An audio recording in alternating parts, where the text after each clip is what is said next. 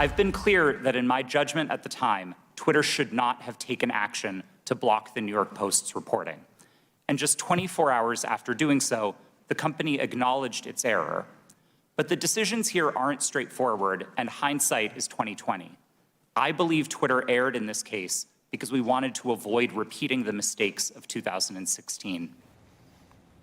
That was Twitter's former head of trust and safety, Yoel Roth, testifying at yesterday's House Oversight Committee hearing on Twitter's decision to censor the New York Post bombshell report on Hunter Biden's laptop back in 2020.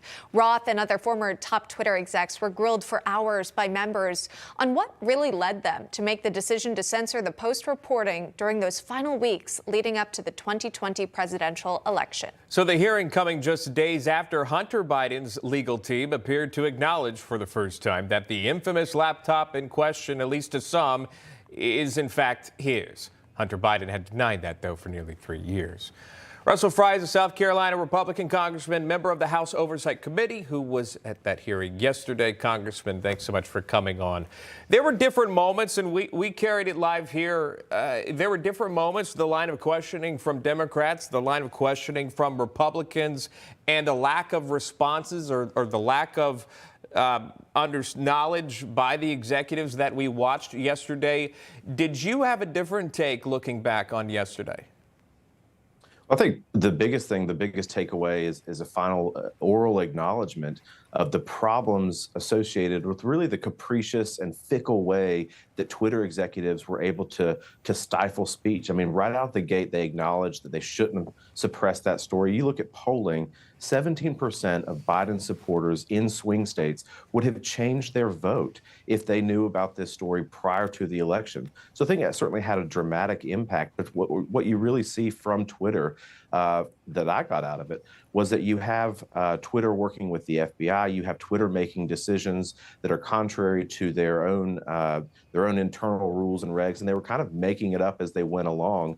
So to really see that yesterday, I know they were very guarded, but this is the first of several hearings, I'm sure, that we'll ultimately have on this. But to see them kind of come out and talk about that mistake, I think was very impactful. You mentioned a standout line there, the idea that Twitter was working with the FBI or the FBI working with Twitter. What is it that you credit to coming to that conclusion? I know that claim has come into question.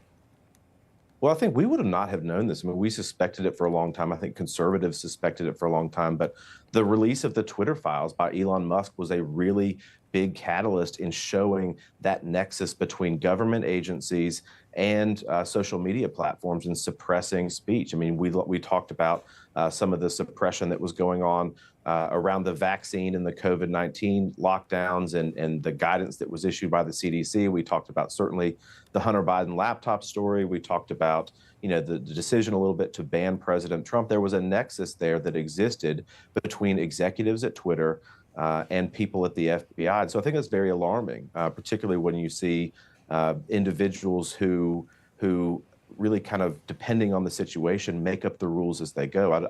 I don't think that Americans support or embrace this suppression of free speech on digital platforms. And I think it's important to point out, too, the folks from Twitter, these former executives that are there in front of you, they are under oath. They're not in front of a cable news program where they can say what they like and there's no consequence for what is stated. They're under oath.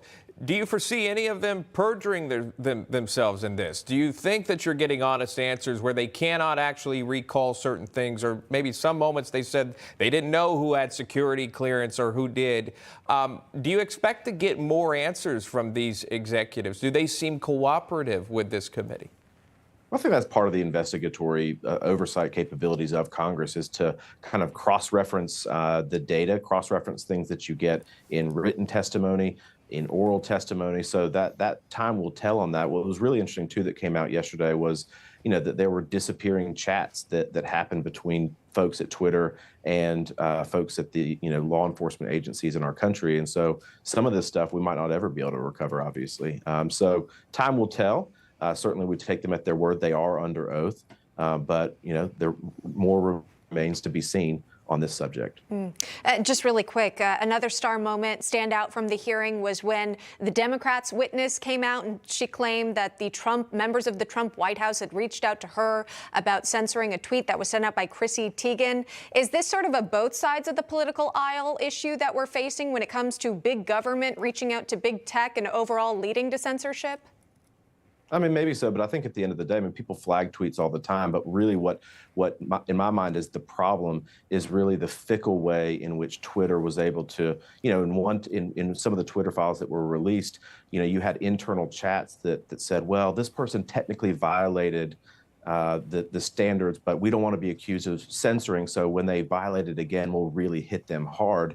I think that's the problem, right? When you have that level of discretion in that room, that there are discussions that are going on about censoring speech. People do not like this, especially Twitter, which marveled itself in 2018 and 19 as being kind of a digital marketplace of ideas. To go from that point to where we are in 2020, I think is really at the crux of the problem, just to have that level of discretion and then to have the infusion of government agencies that, particularly the FBI, who are looking at domestic tweets from domestic accounts, flagging those as foreign bots, which of course Twitter executives push back on too.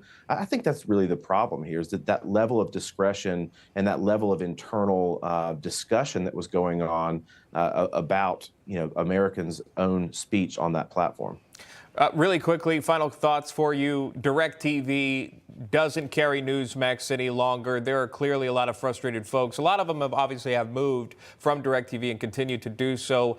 But your thoughts on that, from conservative voices having now even more limited scope of where to speak out?